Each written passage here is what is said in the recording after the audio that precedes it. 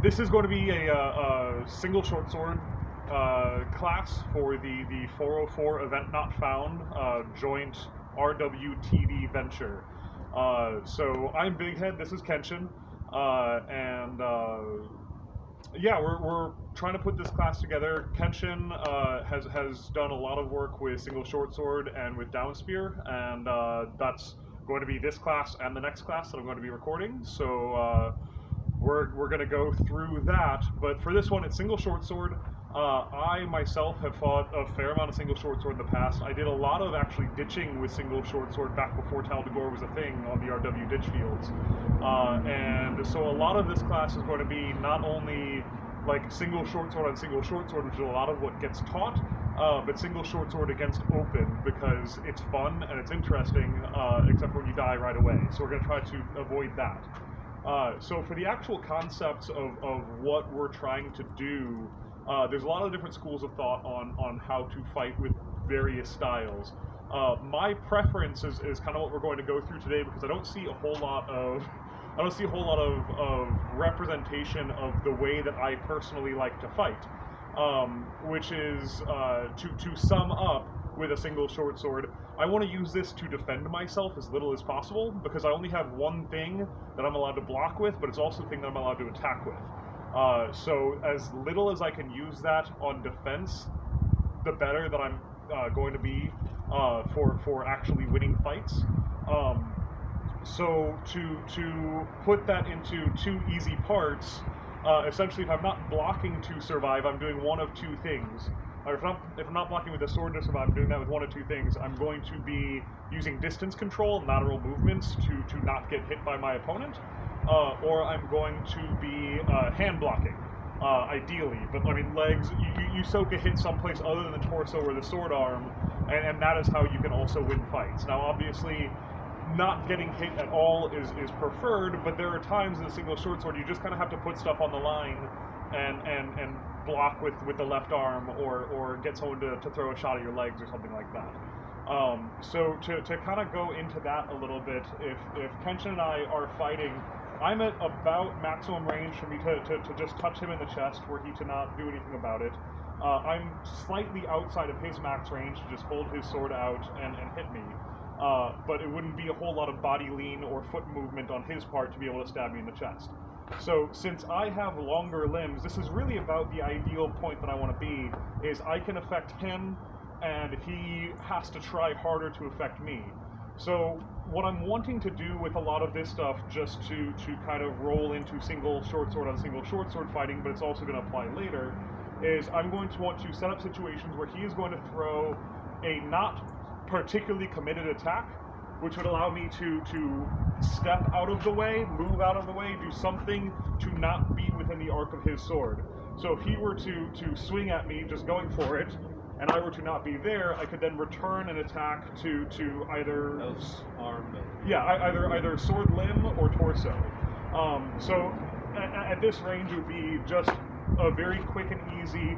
If he were to swing at where my sword would be, or where my sword could block, I could either block with the sword or lean back and counter swing as his sword follows through.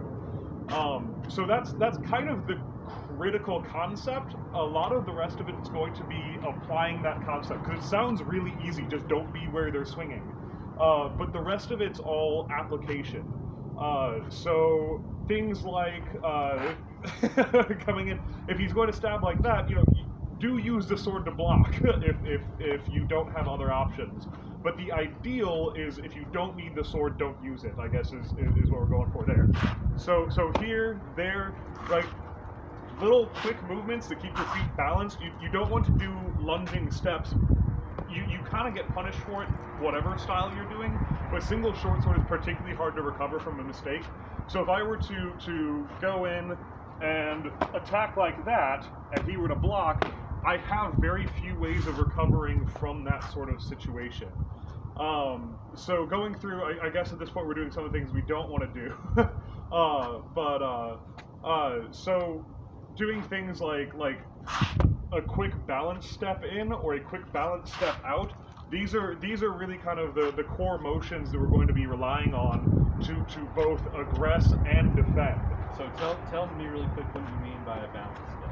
Okay, so a balanced step is one where your center of balance stays between your feet, between your 2 feet the entire way through. So here, my center of balance is very, very heavily on my right foot, which disallows me from making a quick motion out of that. So essentially, again, going into a lunge here, I have to recenter my balance before I can push out of that motion, and that will get you killed with sword and board or with florentine. Sometimes you can get something in the way of it, you can survive that sort of mistake. Single short sword doesn't have that margin of error. So what you're saying in terms of movement is you really have to watch so that your body weight doesn't work against you. Yeah. Your body weight and your momentum have to work for you at all times, or else you are gonna be just dead. Right. If you find yourself with all your weight on your front foot in that position, like kind of like you were in a minute ago, you're right. Like all your weight's here. It's on the toes of your right foot. So you have to push yourself back into a normal stance before you're ready to continue the fight. Yeah, and especially if your opponent has like a shield here, and you go in, it's incredibly easy and very natural for someone to block like a lunging attack, go for it, like coming in here and just be right here. There's no recovering from this position without having the ability to use footwork out of it. And it's not a great position with footwork, but that is your only option at that point. Yeah. So kind of losing my train of thought. I apologize. All right. We pause. Okay. Yeah. I mean, we could just get this part or like cut it out. That's fine. So let's talk about the structure of what we want to do going forward, so we don't get off in the weeds about that's talking fair. like we do. That's fair. I think the first thing we're covering, obviously, single short sword against single short sword. Then we'll move into single short against sword and shield, and then down spear, or whatever, or pole arm, however we want to do it. So I think the things that we should make sure we talk about in each segment should be: how do you approach as the single short person? How do you defend as the single short person? And what are some specific motions that you can make that are going to win you fights in this this scenario? Like against the sword and board, your options are pretty limited as a single short guy. You basically have to win the fight.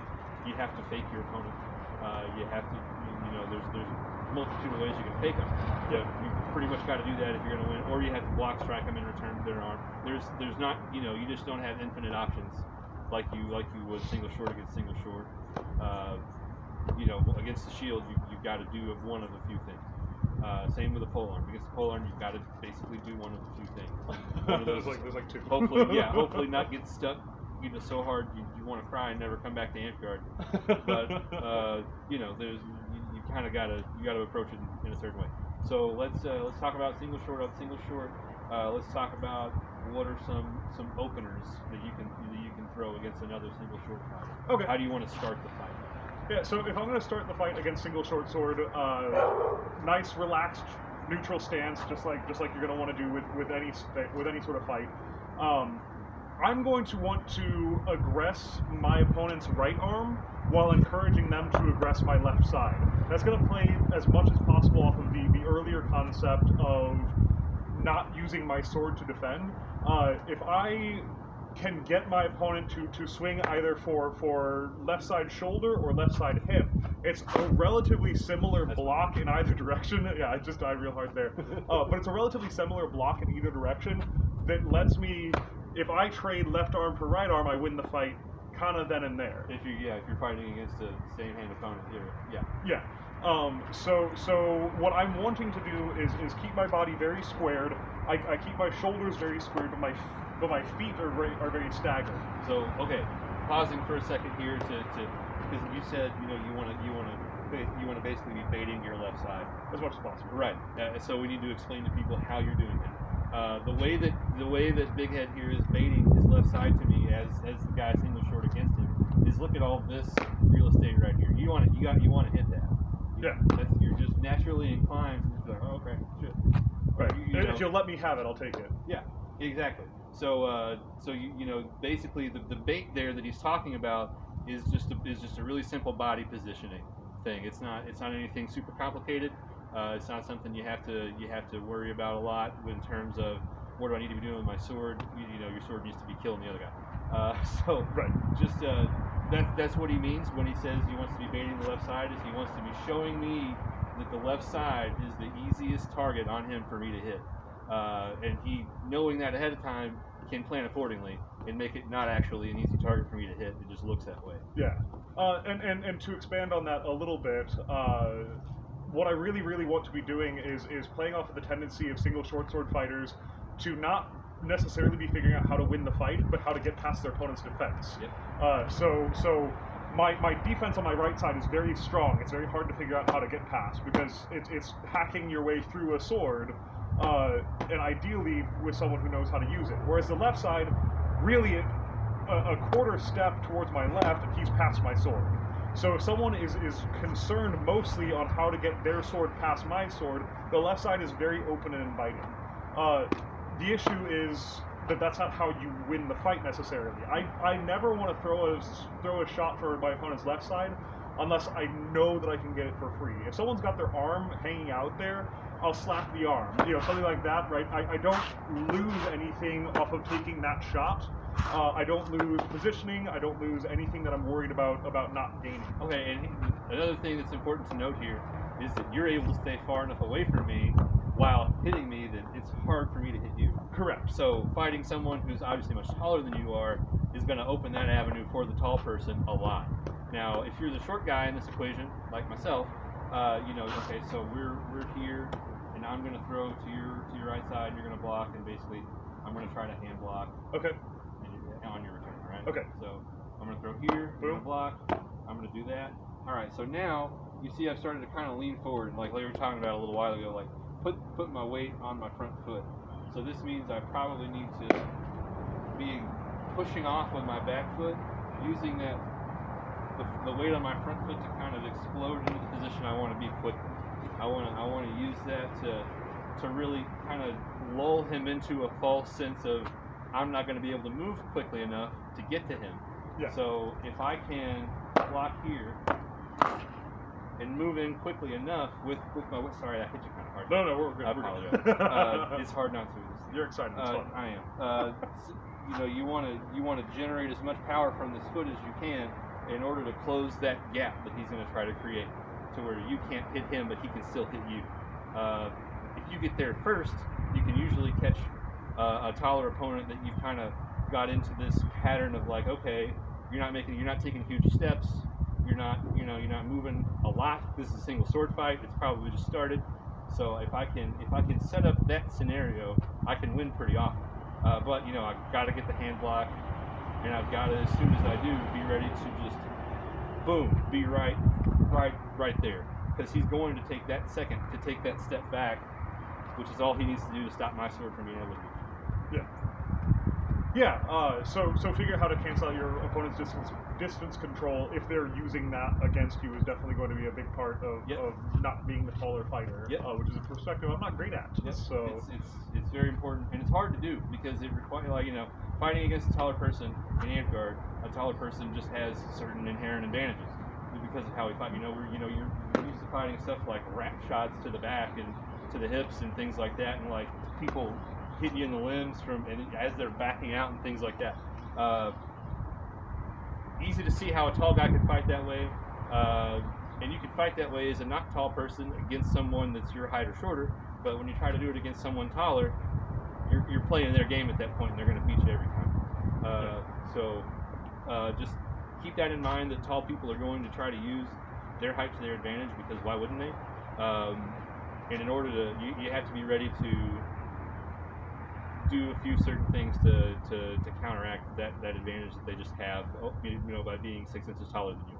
Yeah. So it's that's a talk for another video. I don't want to take over your whole video on how to fight tall people. Yeah, assaulting tall people. Yeah. So just so everyone watching at home knows, like, not only do I fight Bighead here a lot, my squires are both over 6'5". My knight was about 6'5".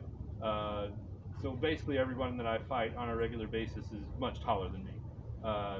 so I have a lot of weird first-hand experience in fighting these monsters.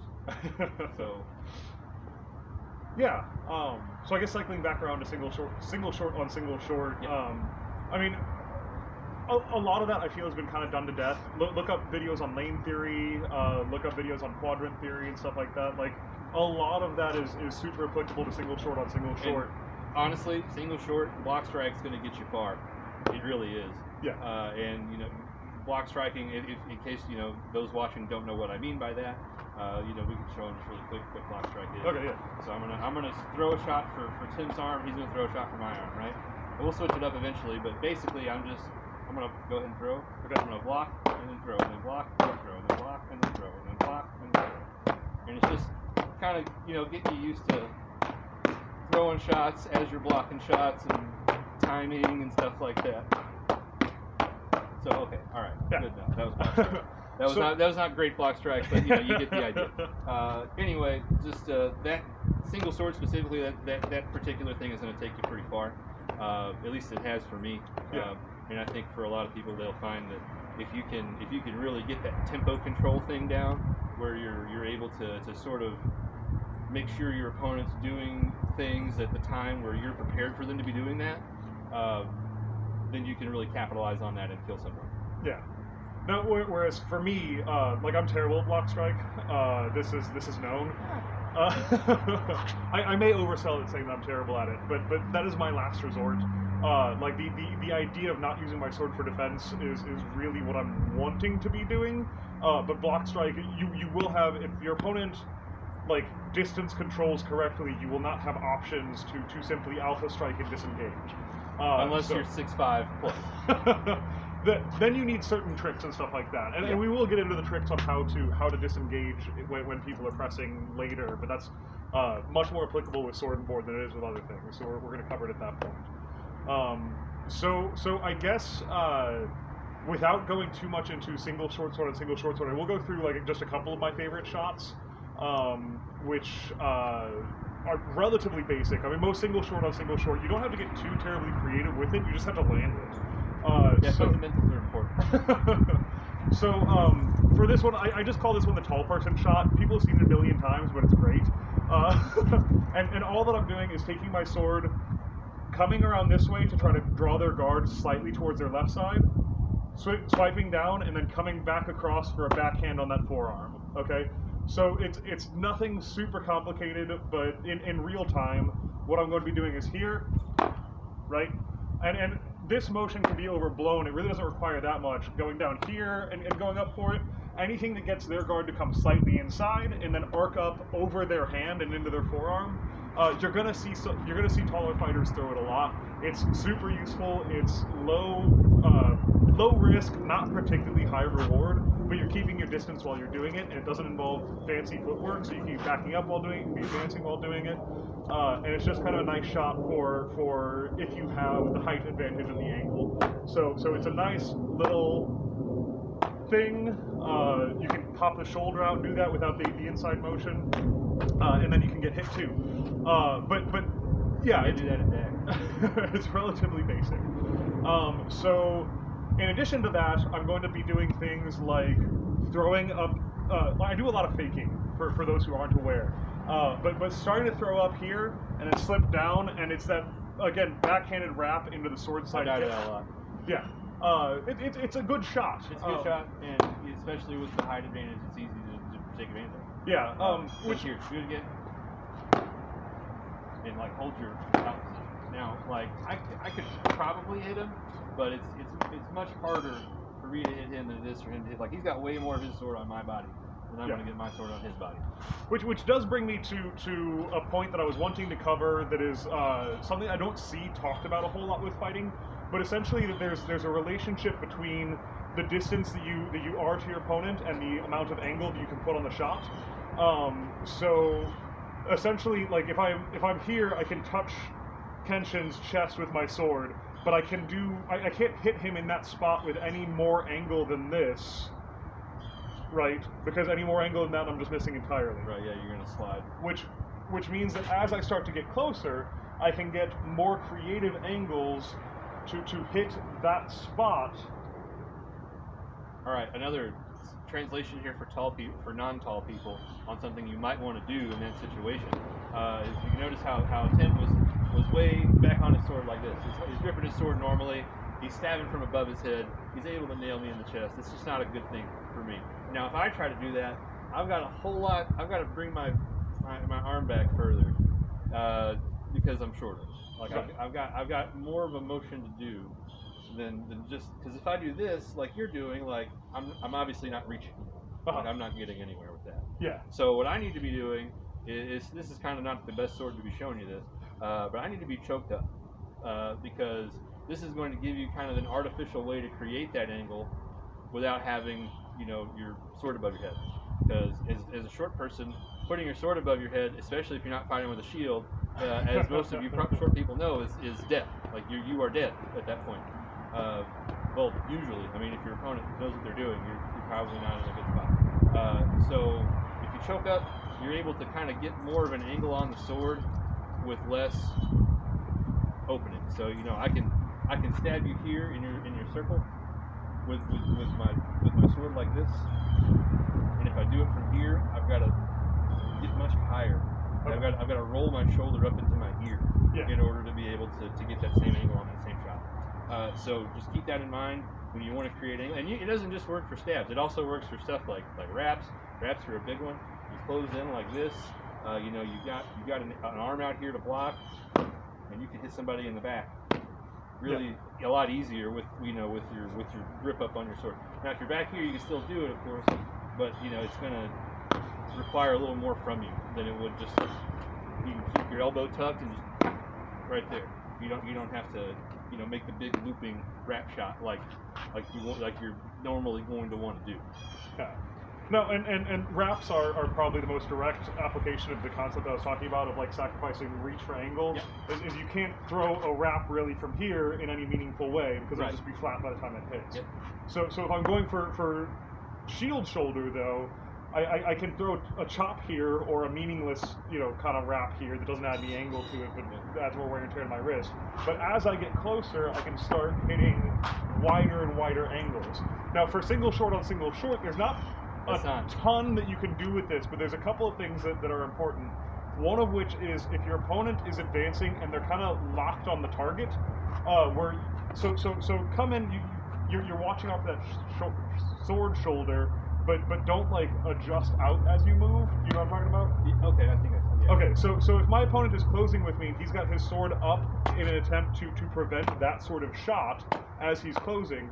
If I can get him to close without if he doesn't adjust his angle out while he's doing it, a shot that is easily blocked from if you can take a half step back, a shot that is easily blocked from here, just go and have your block angle. Okay. If he takes a half step forward, that's much closer. Another half step there, and it's essentially unblockable without having planned for an advance. So if someone is advancing on you, or you are advancing on someone, and they aren't adjusting your angle, you can plan around the fact that the shot that they are prepared for is a different shot if you sacrifice more of your distance for angle, because the distance is closing as you're doing it. So it can be kind of weird. It's not going to be something you can apply all the time, but if you keep your eyes open for it, you're going to see it pop up. Much better against like newer and mid-tier fighters, but sometimes like experienced fighters are going to get like locked into an idea and they're going to get killed for it. The other, what was it? Yeah. So the other concept is one that I use with the shot that we had launched into this on, which is here down to here. What I'm doing is creating, or I'm lessening the distance from my shoulder to my target location by about 1.5 feet by ducking my shoulder down without moving my legs. So I can't hit Kenshin in the hip right now just with our static position. It's not physically possible for me to do. But if I go in and do something like that, without moving my feet, moving my shoulder down creates less distance, so that lets me set up a back-wrapped angle that is generally very hard to read, and I personally get a lot of success out of it. Yeah, and when as the other person in that equation, this is again a thing that's going to work better for taller people because you're able to maintain that distance.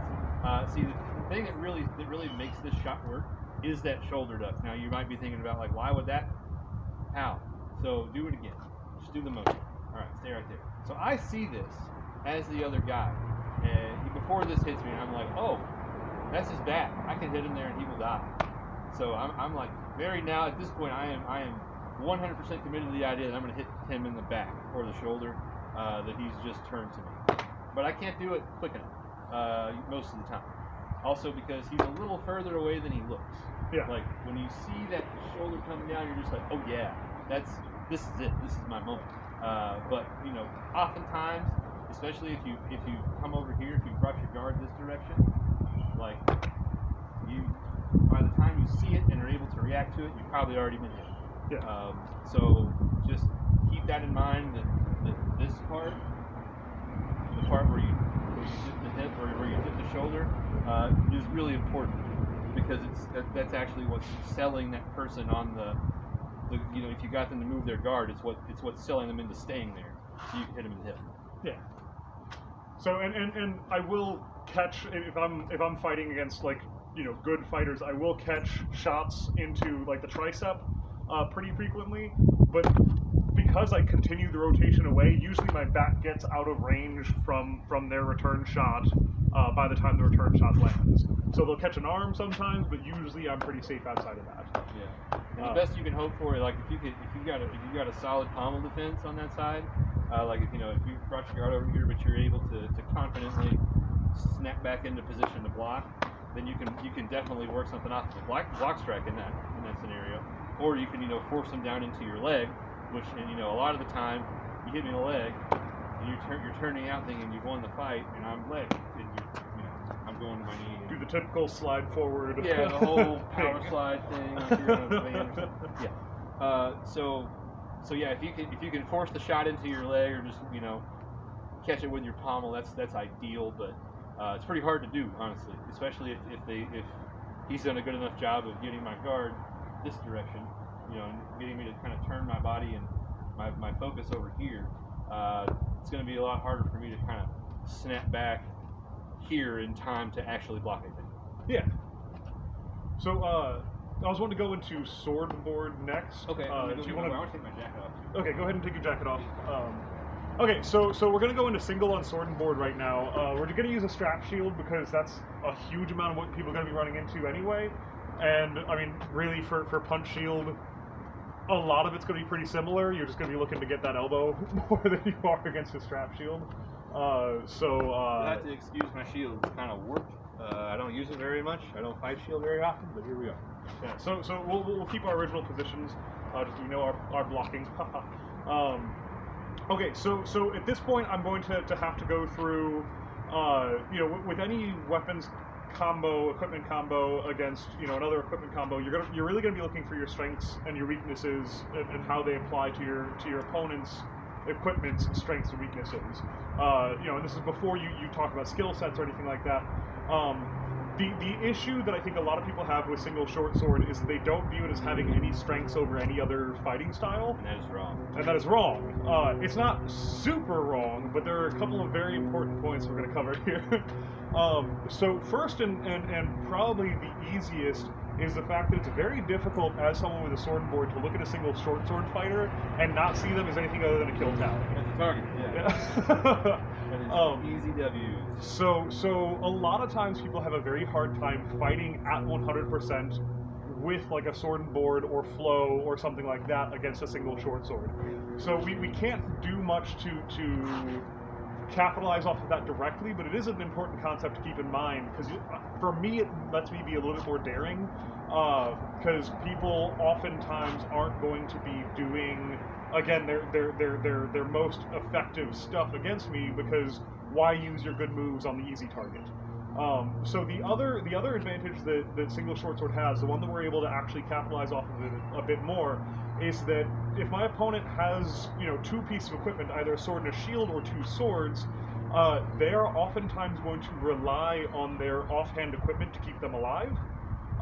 Whereas myself, I know that my offhand equipment is not keeping me alive because I don't have it. So the idea for this is going to be to have a much more mobile fight against someone who is much more comfortable being static. If Kenshin here were to aggress me with a single short sword, and I were to stand here and go, okay, I can do this, I'm probably going to die in the next half second or so. Whereas very frequently, if I were to aggress Kenshin here, he would rotate with my advance and kind of stay in position because he understands that shield is very likely to keep him alive. And in a way that he would not, because of the first advantage, he would not necessarily be as static against someone with like another shield because he has to worry about, well, if my return shot doesn't kill him, then, whereas there's just kind of that assumed my return shot will kill them with a single short sword. Yeah, I got all this over here with nothing to stop me from hitting it. Yeah, like if I were to commit 100% to a back wrap on Jake and I miss, I don't have an out, which means that the concept that we really need to keep in mind is either winning with that first shot or not committing fully to a shot until you're sure that you can win, I guess is really the best way of putting it. So for how to beat a shieldman's defense, we're going to go into a couple of things that, again, I am kind of surprised I haven't heard more on, but this is, from what I understand, what is essentially advanced quadrant theory. But what I'm going to be looking at is how to get his shield to be not where I want to hit him. Now, like I had said before, I fake a lot, so overwhelmingly what I'm going to be doing is either sword fakes or body fakes to try to establish this. But we need to figure out what a good fake is versus what a bad fake is, because just moving your sword quickly is not a good fake. Nope. You want to get specific motions in mind. Now, the human anatomy does certain things very well, but what it doesn't do well is go from a push motion cleanly to a pull motion. There is a halting and a reversing of that motion that takes time. Usually wind up another part of your body. Yeah, a lot of times I'll wind up with another part of your body if you try to do it quickly. So because of that, if I were to go for top right quadrant, top sword side quadrant into sword side hip, bottom sword side quadrant, it is pushing, or is turning a push motion of his into a push motion of his. Pull so, motion. Huh? You said push both times. Yeah, so it would be a bad fake. Right, so if I'm faking here and trying to go down there, it is one continuous motion, push into push, which means that I'm spending a lot of time doing work. I'm spending a lot of energy doing work that doesn't get a good return out of it. So what I need to be doing is taking a push motion and a pull motion. Now, luckily, outside of your sword side upper and lower quadrants, there's not a whole lot that's one continuous motion. So from on top of that concept, we really want to add on me doing as little work as possible to get as little motion as possible to get as much motion as possible from my opponent. So for these, there's honestly about an infinite number of things you can do if you understand those things. So if you want to snap into position, I'm going to just show a couple of shots. So these are shots that I consider to be pretty high percentage for single short sword against shield. Most of these work with any sword in your right hand against a shield, but they do work honestly particularly well with single short sword, again because your opponent is going to just oftentimes rely on their shield to keep them alive as opposed to relying on distance control and footwork to assist them. People let you commit to a shot because they know that once you've committed to a shot, they'll kill you. So going into that, my personal favorite is similar to a Foshan Lives, but not quite a Foshan Lives. You're gonna have to explain what that is because I don't think people know. Okay, well we're gonna just cover what the shot is anyway. So what I'm going to be doing is I'm going to be faking a snap over, just a chop over my opponent's sword side shoulder, right? As he moves his shield from the left side of his body to the right side of his body, I'm going to roll my wrist around and throw a chop over on the shield side shoulder. Now, the advantage here is that it's a very short motion on his end, but it's also a very short motion on mine. But because he's working against that push-pull mechanic, he's going to have a very difficult time not getting wrapped up in that. If you throw at full speed, I'm going to try to block it. Okay. I mean, I did because I knew it was coming. Right. If I didn't know that was coming, that would have been way harder. Well, and there are things you can do, especially if you start doing things like sacrificing height for angle, where you can start throwing that into a wrap shot and things like that. there are additions that we can do to these sorts of shots. But if you come across Joe random on the ditch field, and he doesn't know that you're about to throw this shot, it can be very, very effective. So going one more time, we're just going to show it at full speed. Hopefully my camera's picking up on it. Can you take a half step back? I'm not sure what framing is on this. Yeah, we got it. This is our marker. Okay, got it. So one more time, I'm going to approach into the fight. I'm going to come in, and I'm going to, right? So that one I threw a little bit deeper, took kind of a half step over off to the side, and I kind of laid the sword across, about to your spine. Yeah, your point of contact is somewhere right in. Yeah. Which is good, because, I mean, that's an authoritative swing. You're clearly, there's no question that hit me. It hit me in the back and the shoulder. Like, I am very dead, and there is no question about that. Yeah. So now, just from my perspective, as the guy, if you're getting eaten alive by something like this, as a sword and board guy against a single short guy, and it's kind of embarrassing, and you want to stop that from happening, a couple things you can do. So now, yes, if you're in the mindset of I'm going to you're going to throw this chop for here, and whatever comes here, I've just got a pretty small shield motion that I have to do. But something else to keep in mind is that you've got, especially if you're getting closed on by someone bigger than you, and they've got a single short and you've got a sword and shield, if they're trying to throw for this side, you can pretty easily block that with your sword. So you're gonna sacrifice your attack thing to be a defense thing for the moment, but that keeps you in the fight. So if you've got that kind of in your head that, like, if he's thrown over here anyway, all I've got to do is this. I've just got to turn my sword at an angle. I mean, my sword is probably going to hit me in the head, but that's okay. I'm not dead. So I can block this here without moving my shield at all. So if you're really comfortable with that idea, with blocking the right side of your body, or the left side if you're left-handed, with your weapon instead of pushing your shield over there or any of that, that's one thing you can do. Another thing you can do is, if, like, okay, I really don't want to tie up my weapon, because if I do, then it's just more steps to my death. So just it's a little easier, instead of moving your hand, to just kind of rotate your knees and your hips a little bit. So leaves it more in place for the return shot. And if you see that motion that I'm doing, so, like, do it slowly. So you'll notice my knee and my foot are kind of doing something here. So when you throw over here, I'm kind of, I'm bending my knee, my weight's on my back foot here, my right foot, the ball of my foot, and as soon as I see that sword come around your head, I've got my weight here, I've got these muscles coiled in my leg and ready to go. I'm able to just kind of push back into this direction. So if you find yourself dying because you're moving your hand, pretend it's your first day as a noob and someone's teaching you how to fight with a shield, and grab a hold of your shirt. Don't let go. Don't move your hand.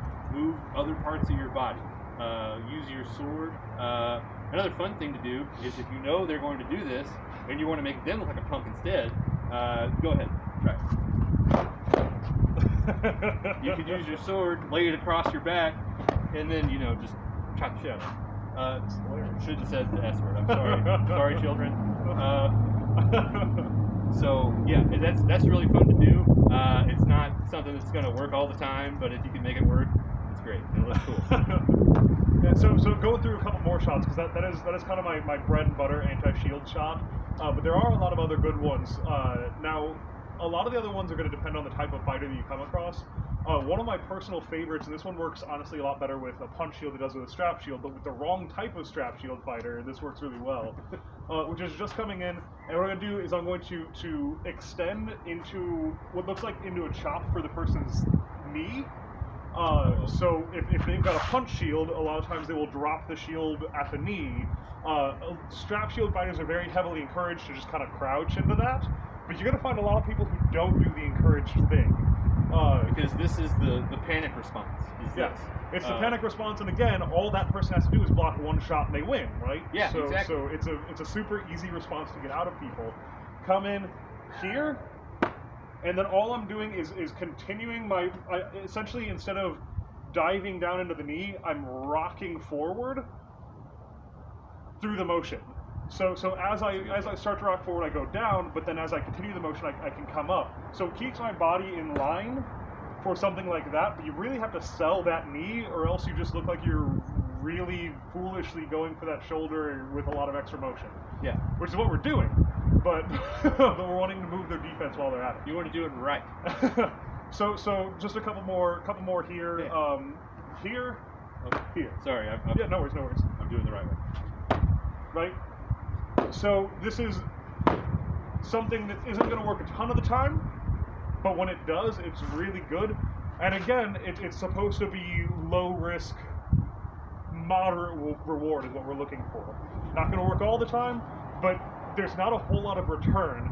I'm keeping my body balanced through it. If my opponent wants to commit to a shot, I still have my left hand to try to do things. And what you just did with your foot, especially as a tall person, that's huge. Okay, so you'll see that his stance is like quite a bit wider than mine. Awesome. Like my stance now we can see it. is about like this. Your stance is a good, I would say, 8 inches wider than mine. So maybe even more. But you're much taller than me, so of course it's going to be. Now, something you can do, and you can do this as a short person, it actually works really well against tall people because they don't know how to think about it. I do this with some success against Bighead, but I think he's caught on. So if I widen my stance out, especially if you're going for a really low shot like that, and I just kind of take that step forward and widen my stance. Now I have moved my shield, so my shoulder's exposed. So that can still put you in a bad position. So I guess what I'm saying is, okay, so I see you doing this. I take my wide stance, and then I bring my back foot to even, and just like, maybe even kind of tiptoe a little bit, so I can resume a defensive position and be in a position to hit him when his sword's over here hitting my shield. So again, I want a wide stance like you, and then I want to snap back up to where my heels are even. Now this is not a position you want to stay in for very long. Like this, you will die if you stay here. So this is the culmination of a shot, not so a stance. I'm really kind of over exaggerating it just for the effect of the camera. So you want to do something like this, and now all of a sudden I'm a few inches taller than I just was, and I'm able to defend against his high shot and get a couple shots of my own. So again, and that works for anybody, especially any fight where there's a height disparity. That's a sick move for either person to do, because we're both very aware that there's a height disparity, and we're both thinking about that going into the fight. He's probably thinking about it a little less than I am. He's more used to it than I am. Most of his fights are a fight at a height disparity. Most of mine aren't. So I am able to kind of fake your brain into thinking, all right, I'm still taller than you, right? So not much difference. Right. So, but this couple inches of difference in the level at which your center of gravity is at makes a huge difference in your defense. So I'm down here, I'm following you, and then I'm doing this, coming up with you. And I'm probably not dying to that unless you're just coming from Chicago to hit me in the back. Yeah. So for sword and board, like there's a couple more shots that I could show. I'll go through a couple of them, I guess. We're not going to go real deep into them. Yeah, we should. A lot of them are variations of different things I've already shown. So like if I fake for this shoulder out here, it leaves a decent money shot open down here, which is very, very similar to the shot that I had shown earlier. Yep. You can go up over the shoulder, down into the hip. But we're really looking on just kind of using that push-pull mechanic, and depending on your own body mechanics, your own comfortability with throwing things, is going to be which push-pull mechanic you're able to abuse best. Yep. And just a real quick throw in there, since I'm holding the shield, I'm thinking like a shield fighter. A good way to do that as a shield fighter is to dark side, and if you don't know what a dark side is, I'll show you real quick. Now you have to forgive me, I don't fight with a shield, my dark side probably looks like crap, so just bear with me. So the concept though is, I'm in my normal position, and I'm coming down underneath my shield and hitting him in the hip. So I'm doing this. Now you can really make some extreme motion with your shield here, but you don't really have to. Like I typically don't. I'll pull my shield over to here, to the other side of my head. That's about as far as I go. But you'll see some people doing like way out here, stuff like that. That doesn't work for me, probably because I'm kind of fat. So being wide doesn't really lend very well to doing that sort of thing. But yeah, just the because he sees me coming here. So if you see me swinging this direction, your inclination is like, okay, I'm swinging for the hip. Yeah. So you're gonna do something like that, and I'm gonna go completely past your hip and for the other hip. So that's a way to use like a good easy quadrant type fake as a shield person. It's also like I noticed that, and I don't know if you noticed this or not, but every opener you just did started from the top quadrant. I throw a lot of top quadrants. That's a lot of it. Tall guy thing, yeah. But as a shorter person, something you can do is like if you do that dark side, and then people see you do that, they're going to expect you. Okay, now he's doing a dark side. He's going to hit me in the hip. So you can do that, and you can do that, and rotate it to a high shot, or you can even just fake the dark side entirely and go boom, boom, and up to here. See, I'm probably moving my shield around way too much, and I'd be dying if this is a real fight. Because there again, I don't do this. But yeah. So just remember that you don't have to start from the top. It's probably wise for you to if you're a tall person. Yeah. If you're not a tall person, then you've got options. Yeah. Well, so this is an older one. It kind of got like phased out by the meta, so I will show this just because you're talking about this. I used to throw a shot that relied on the shield person being much more static than most shield people are these days. Right, everybody fought like this? Yeah, when everyone fought, left foot forward, you plant your feet, and you wade in. And you show them no arm, you show them no shoulder. Yeah, so stuff like this, it looks really good. I would choke up on the sword a little bit, and again, just going very briefly into the shot. Start for faking a hip wrap. A lot of times that shield will wrap out, and then you go for the other one. Back in the day, I would turn that into a stab a lot, where it was here, and then you'd roll out. There's fun stuff that you can do. That's real complicated. It worked for my body motions when I was like 19 years old. That's fair. Don't try this at home, kids. And that was your parents' permission before attempting any of these motions. Yeah, and that was against very, very static fighters. It was a very different style of fighting than there is commonly seen these days. Yeah, most people are just better overall at Amtgard now. Yeah. Except me, I'm not. So, having gone through, like, these are sort of what you would consider the alpha strikes. This is, I'm approaching the shield person, I'm throwing my shot, and ideally they're dying. Outside of that, if you're going up against a shieldman, you just can't land that alpha strike. They're blocking, they're being more defensive. What you really have to start doing is adjusting to the other style of fighting borders as a single short sword fighter in particular, which is getting them to get frustrated to the point they just go, okay, just die, right? Because once that sword is past that shield, that right arm becomes a target that they're no longer a shieldman on their right arm. So there's not a whole lot to say on this. Almost everyone understands the concept, but the actual execution of that concept can be a little bit more complicated. It's just a weird scenario to find yourself in. Right. So if I were to come in and shoot across like this, I would expect Kenshin to throw a shot over here. If I am expecting that in advance, come across here, right? Raise that shoulder up, go for that arm. Yep. Now, there's going to be a lot of like dumb chess stuff, because if he sees that happening, he's going to start countering with a shield, and we start getting like goofier and goofier motions and try to get our things like walking in tight little circles around each other. It's real weird. But yeah, if you find yourself in this scenario, just hope that you're the shield guy. Right. But it does work oftentimes.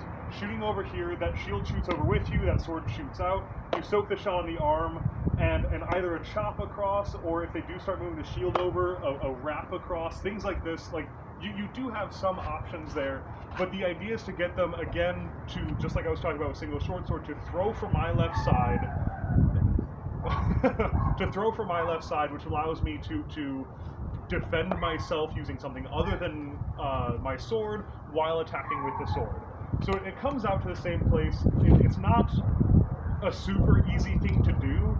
This is a lot more applicable for like if I'm on a ditch line and he can't aggress me a whole lot. If I go over and I swing at this guy next to him, right? Oh look, the single short sword guy isn't paying attention. So there are things that you can do that aren't just like big overblown ducky type motions that you can do to try to get their attention to where you want it to be. Yep.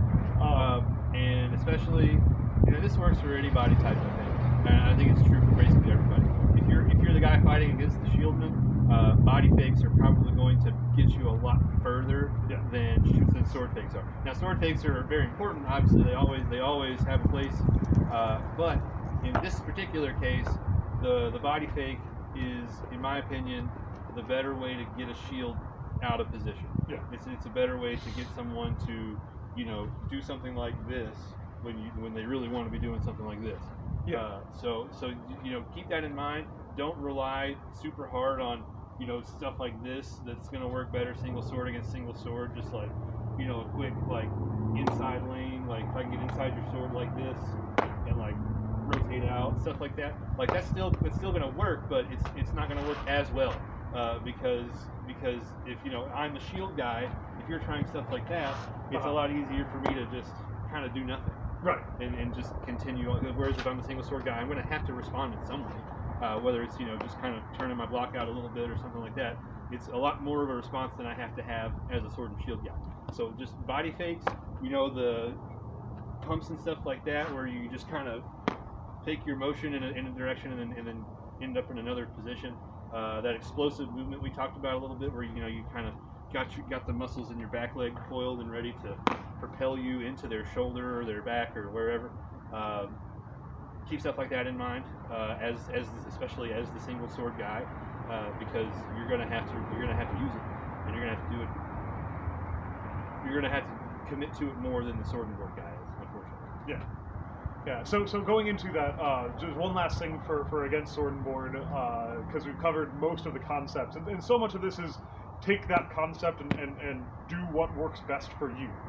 But think of yourself as a jazz musician. Just pick a scale, man, and just go. So this is again something that I used to get a lot more success out of. The meta has kind of changed. People are better. But it's again, it's super low risk. This one I would venture to say is essentially zero risk. You just don't get as much reward out of it as you used to, which is just squaring up with your opponent, being at about their maximum range, and then taking one big slide to the right. Right, so people expect that backwards and forwards distance control, but what I'm doing is I'm creating distance between myself and my opponent's sword shoulder, and a lot of times sword and boarders will have a response of, oh no, the easy kill is getting away. I better get it while I can. Yeah, so they will swing that shot across. Now the advantage is, since I was at his maximum range and created distance, and now I'm all out of sword. Then all I have to do as that swing is coming across is counter chop. It's super funny when it works, and at actual full speed it allows for here, and then you just drop into the knee and you get the kill and you move on. You win, yeah. And it looks great if you're in a ditch. It actually is a great line opener for going up to a sword and border. You line up, you go like this, they swing across, you kill them, and then you go on, and no one expects a single short sword fighter to one shot the shieldman and then move on through the line. Don't do that against someone you know is better than you. They will kill you. They will destroy you. If you don't know that they're better than you, you will learn. And if they're not, then you can kill them. Yeah. And the nice thing is, again, if it's just a quick step that I'm doing, if he doesn't swing, we've just reset with me slightly to the right. Right, yeah. He's also kind of got me in a position where I've got to do something with my feet. So if you do that, and I'm responding to it, especially if I'm responding to it with a shot, I'm gonna kind of end up in a weird, uncomfortable position if I don't move my feet correctly. Which a lot of people that fight like that don't move their feet correctly. Right. I'm not saying that I do, because I don't, but I get the concept. So yeah, just keep that in mind. You see someone doing stuff like that, they're beating you with it. Just remember that you don't have to respond exaggeratedly as a shieldman. The fact that they have in their mind that you don't have to do much movement is right. And another thing that you can do, especially if you see someone bigger than you taking a big sweeping step like that, is step towards them. Don't try to stay with them. Don't try to mirror them.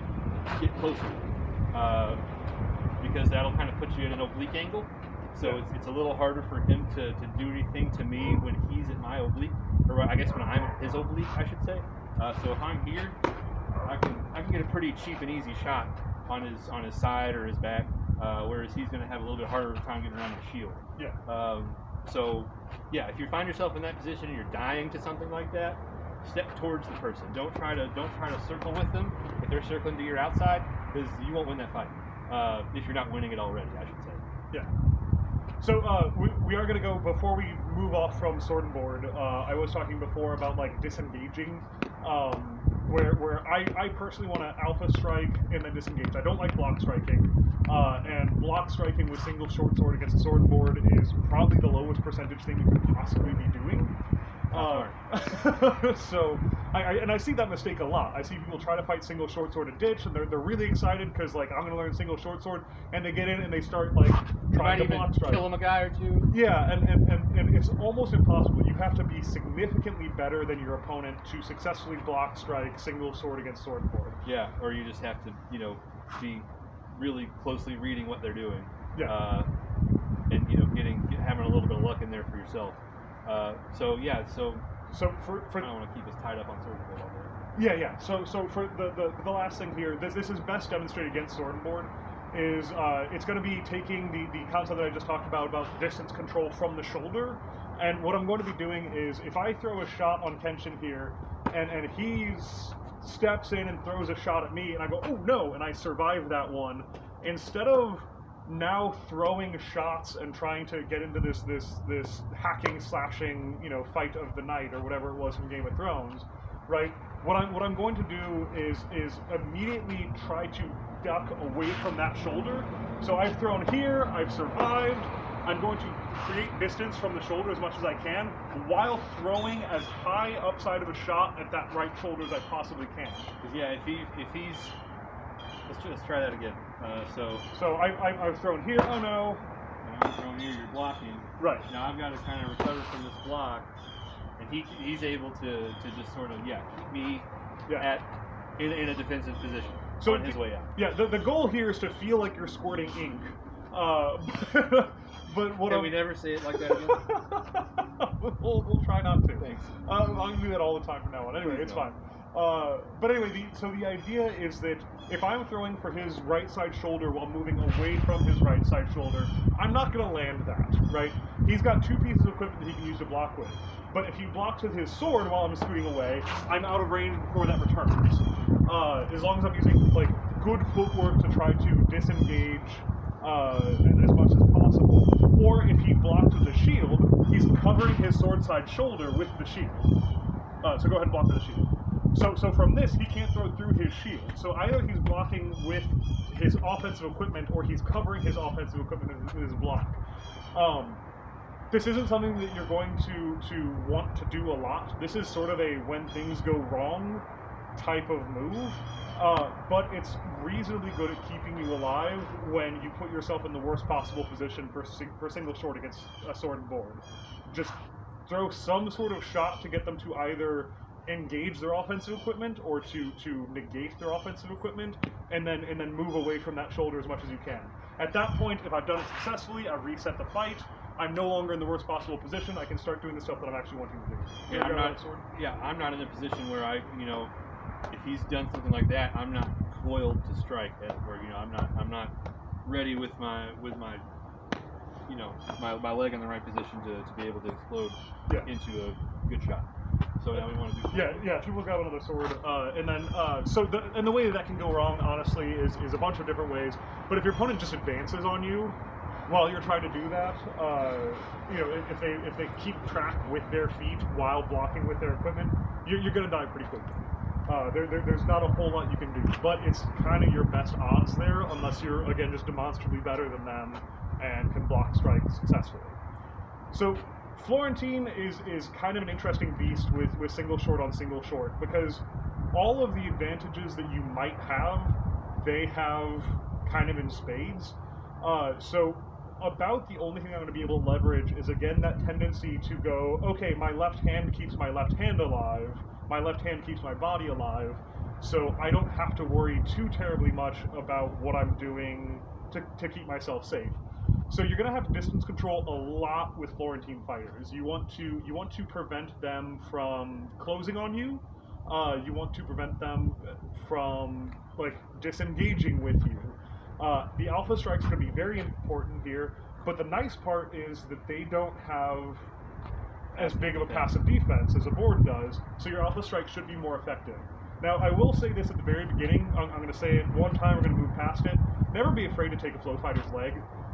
If you are a single short sword or not, taking a Flow Fighter's leg is going to negate a lot of their ability to pursue you and a lot of their ability to back away from you. It makes it so that now that arm becomes a kill shot.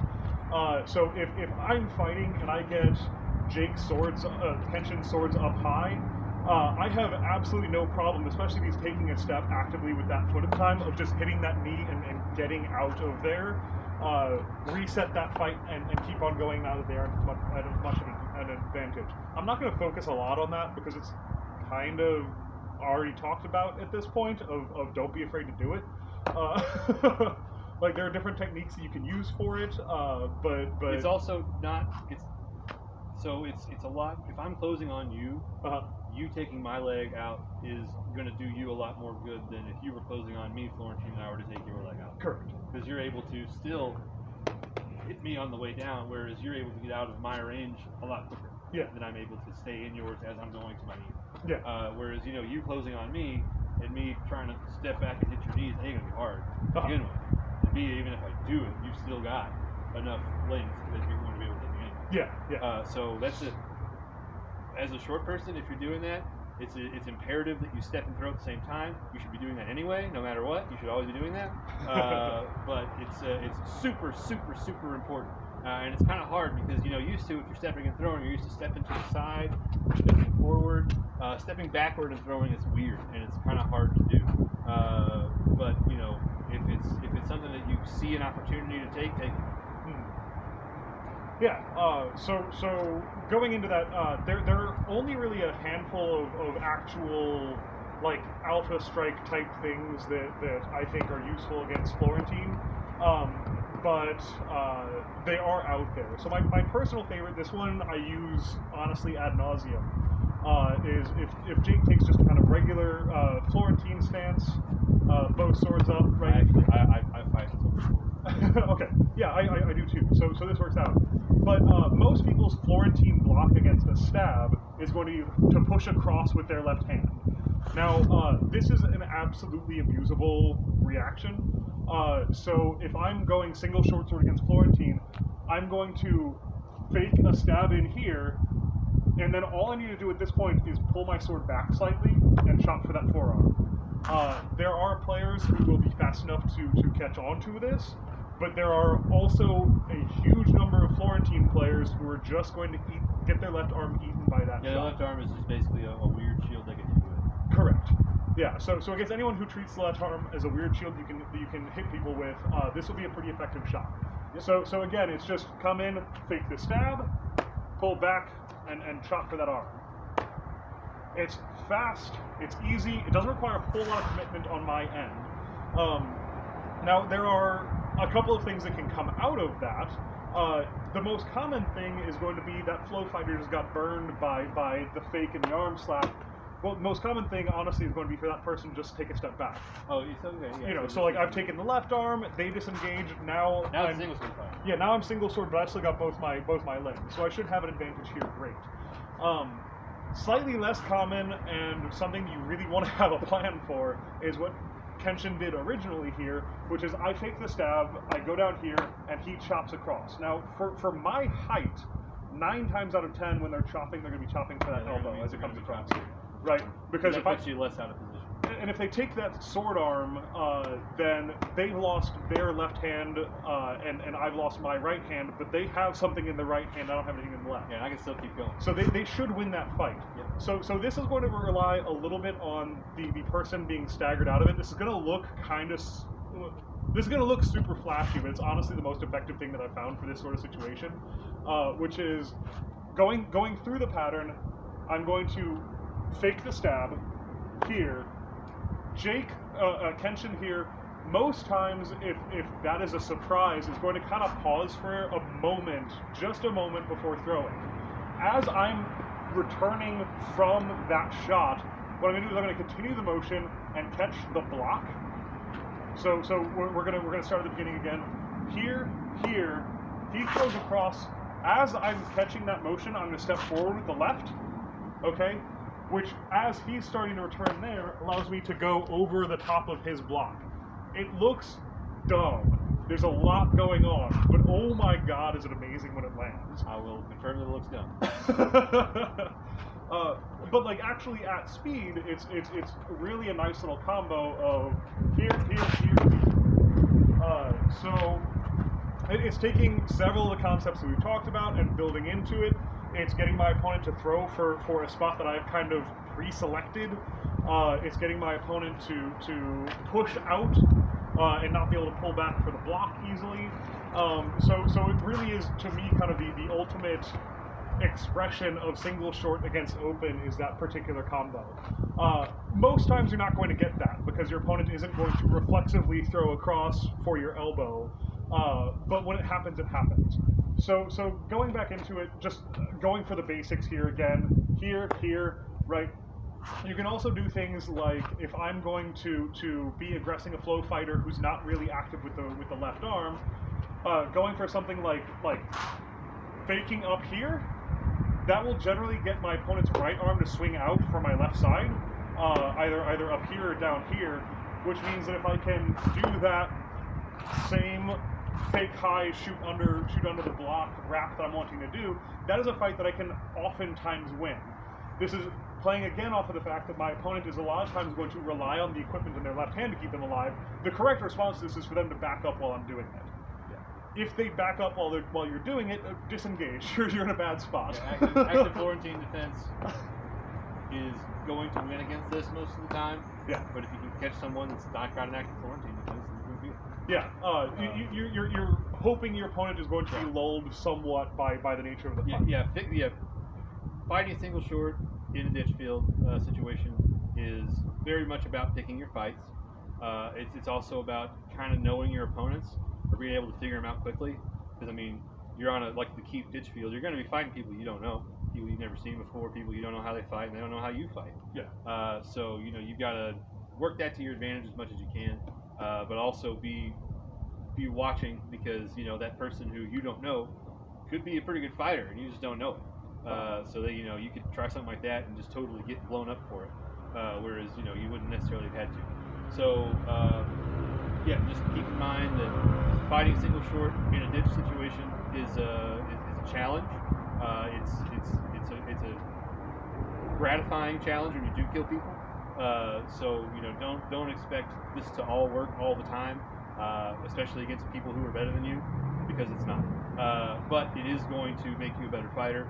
It's going to make you more aware of different things that you could be doing with sword and board or with Florentine or whatever. So just keep in mind that single short is a lot of fun. Against ditch opponents, it's tough, but there are totally ways you can win. Just don't expect them to work every time. Yeah, you will die. You will die to people who are worse than you. Actually, a fair amount. That's true. You won't do this right every time, even if you try. So don't bother. So I mean, outside of that, a lot of the sort of ways you're going to win with single short sword against Florentine are going to be very, very similar to the ways you win single short sword against single short sword. Yep. Which is that if your flow opponent is not using both weapons in concert, if they're throwing shots with one sword, it's very, very similar in those moments to fighting single short on single short. So you can do the block strike type thing. Again, that's not really my style. So I'm going to try to soak shots with my left arm, or to use distance control and body mechanics to get out of range of that shot and counter chop. So there's not a huge amount to say on that, because again, almost all of the motions are either incredibly similar or identical to what you're doing with single short sword. You're just also having to respect the fact that if you read wrong, that left hand's going to come out of nowhere, or that right hand's going to come out of nowhere. And if you are relying on that, you really do kind of let your flow opponent have the ball in their court about what they're wanting to do, and that is probably how flow fighters do best, is when they're allowed to kind of pick and choose when how they engage. control the fight. Yeah. So you'll notice a lot of top end flow fighters are winning fights by dominating the fight from start to finish. They're not interested in lengthy little motions and trades and stuff like that. They're interested in beating you and beating you now. before you really have time. They're interested in overwhelming you for the most part, and that's a good way to fight Florentine. It's very effective. It's not necessarily going to come naturally to everybody, so it's something you got to practice. You got to kind of have an idea of what shots work in combination with others, how to start a combo like that against somebody and be able to finish it. So just keep that in mind. I guess like a lot of this is working really well against more unskilled Florentine fighters, but against like your top end Florentine people, you're gonna have to pull out all the stops and really work hard to be able to kill them. Yeah. And honestly, most of the time, if I'm being 100% honest, if the situations where I've been in where I've gotten those kills, it's almost always by stabbing them. Almost always. And Yeah. I know it sounds like a joke, and it kind of is, but it's true. Like you mentioned earlier, a Florentine fighter stab defense a lot of the time, and even good Florentine fighters fall into this trap a lot. They're pushing across their body with their left hand when they don't have to be. I can think of a couple of good Florentine fighters that do that to varying degrees of success, but there are people that are going to do that even as good fighters. And most of them aren't going to do it all the time. They're going to be blocking on the side of their body with the sword that's on that side of their body. Yeah. But not all the time. And you can sort of bait people into doing that when they otherwise might not by doing some of the things that Bighead was talking about, like especially with the chop or the stab where you're trying to get them to turn their body and their sword like this, and then just rolling that around to the forearm. That's super easy, and it works. I find that kind of a weird shot for me personally to throw because I throw a lot more chops and wraps than I do stuff like a fake and then a kind of a turn it over to the forearm. That's not something that's in my combat catalog very much, so it's not something that I personally do frequently. But you do it a lot. I know that you do it a lot, and it's very successful. I mean, I get hit by that all the time. Yeah. I'm not a very good Florentine fighter, so yeah. So and I guess before we move on from Florentine, because there's not a ton else to say. So much of it is when you're defending against Florentine, when you're trying to draw them out, it's very similar to single short sword.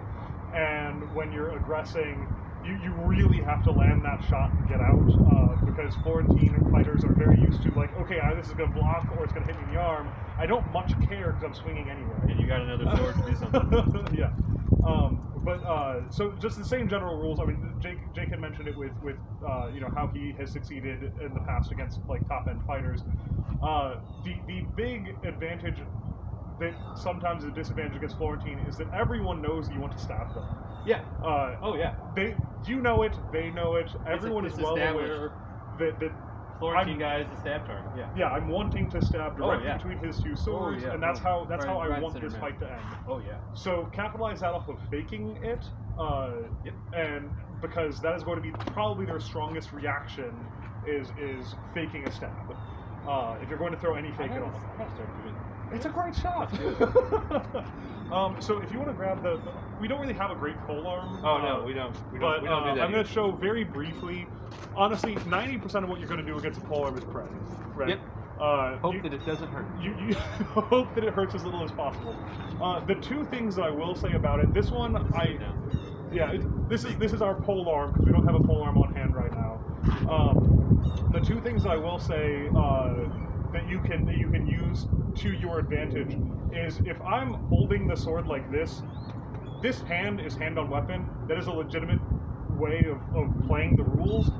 So what this allows me to do is generally speaking, when you're blocking, you're wanting to block close to the hand, right? Or between two hands. If you've got like a reach weapon, feel free to block between the hands, right? So this is essentially turning my short sword into blocking like a reach weapon. And one of the hardest things to do while charging a reach weapon with a single short sword is to block cross-body shin, right? Yeah. It's a very common thing for pole fighters to do. With this pole, it's easy, but with the real pole. But so if someone is going to chop for these shins while I'm running at them, they got like an 8-foot pole, right? So this side is not bad. I can continue running on this side.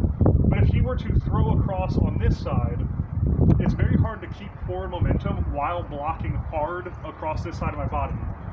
So the way that I have started to kind of counter that It's not a perfect solution, but again, your single short sword on polearm, nothing about this is perfect. Is go like this while you're charging. If they swing for that side, you have a block close to the hand and between the hands that you can drop conveniently into it.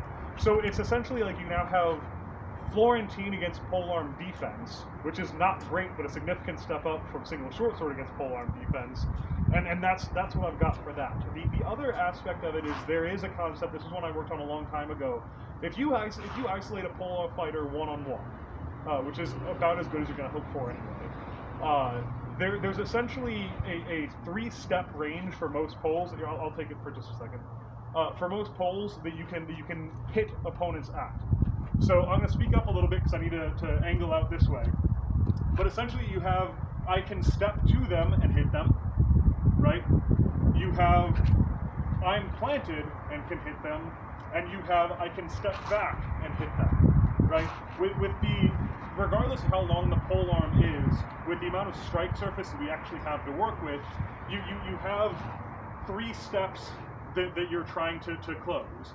So the idea that most people have with a single short sword, which gets them killed like 99% of the time, is, well, I'm just going to run at my opponent, right?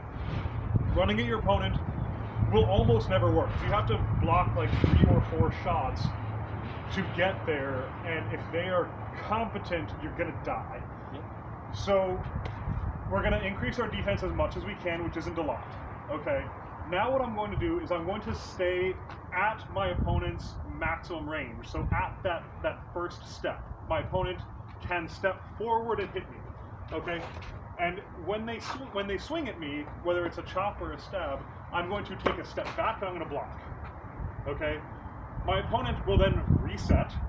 Okay, and we're going to repeat that process until I see his motions that he uses to go through his process. He's going to be very bored very quickly with this. So he's going to step forward and throw.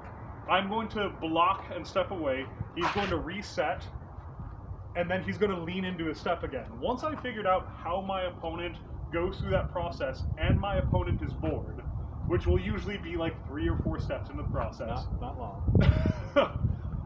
If I'm analyzing it correctly, as he starts to step in with his lazy, okay, you're going to do the exact same thing again, attack, the goal for me is to, instead of taking a step back while blocking, take a step forward and block. So there are 3 steps that I have to close to get to my opponent, and I've just taken 2 of them out of it by having him take a step at the same time I'm taking a step.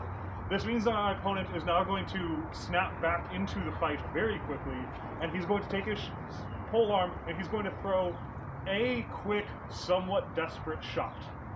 Probably a chop like this to the bicep, or something to sweep towards the legs. Yeah, That's so what people are going to do. Yeah, like one of those 2 things is very likely to happen.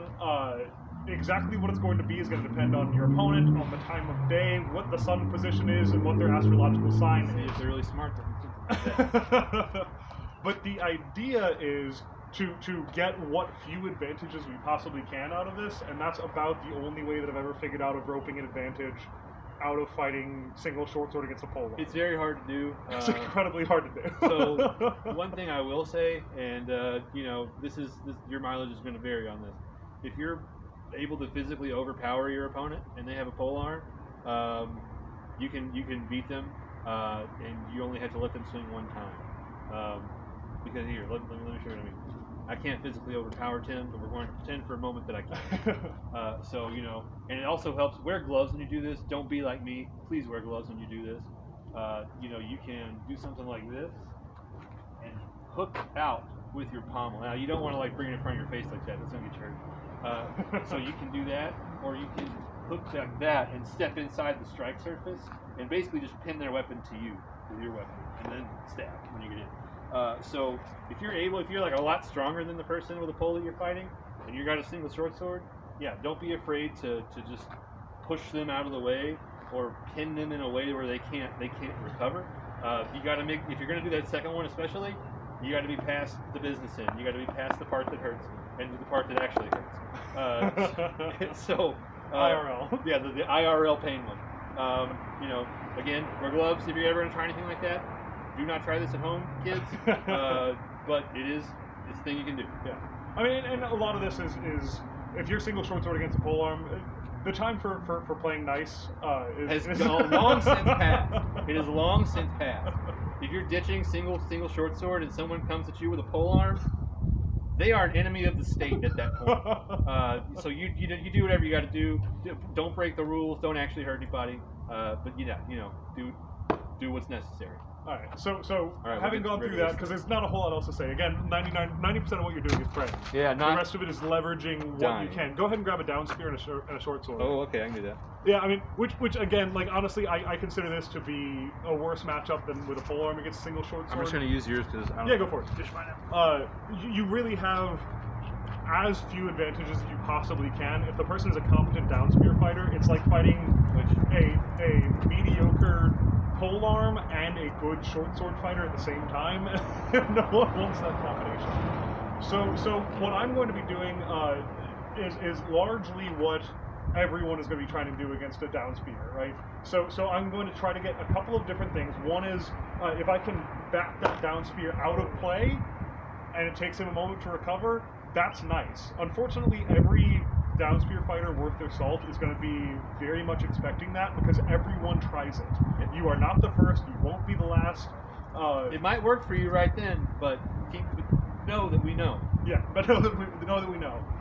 So what I'm going to try to do against a down spear fighter is really to treat them as the same thing that I would with a flow fighter with a little bit of extra reach. So I have to respect the reach, but the shots, the type of alpha strike shots are going to be very, very similar. Yeah, stab. So we're looking for stabs. Down spear fighters are not as wary of stabs as flow fighters are. No. Because with flow, that's thought number one is this person wants to stab me. Everything else comes from there. Down spear fighters have other stuff that they're thinking about.